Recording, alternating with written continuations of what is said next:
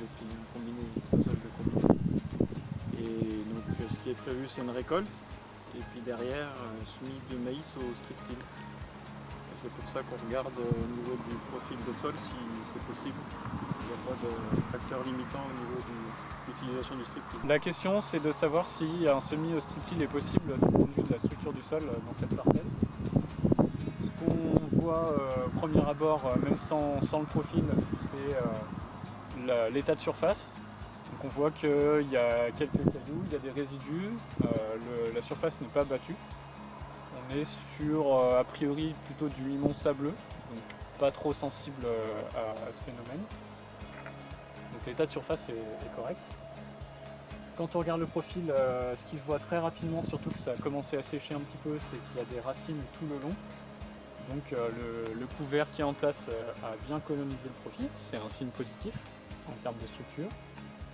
Ce qu'on voit aussi, mais de manière localisée, c'est qu'il reste de la paille qui a dû être positionnée en fond de labour. Donc c'était la céréale 2 ans auparavant. En surface, il y a des résidus de la deuxième paille.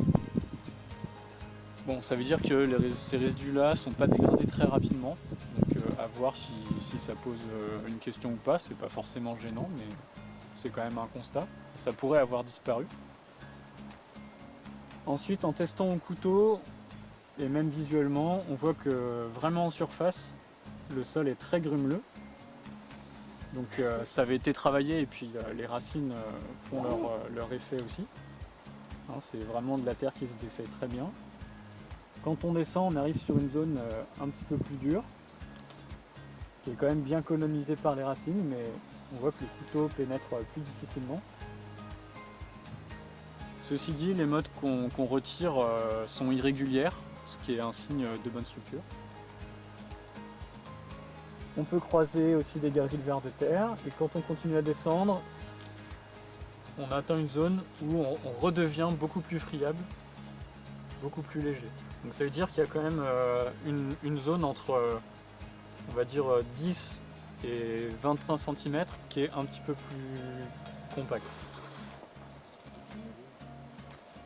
Donc en conclusion, ce qu'on peut dire, c'est que le strip-till va être utile pour casser un petit peu cette zone plus compacte et permettre une germination, une levée, un développement du maïs plus rapide et plus facile. Mais qu'il n'y a pas lieu de faire un travail du sol plus profond. Il n'y a pas de zone qui va poser un gros problème à la pénétration des racines, à la circulation de l'eau, et donc globalement au développement de la culture.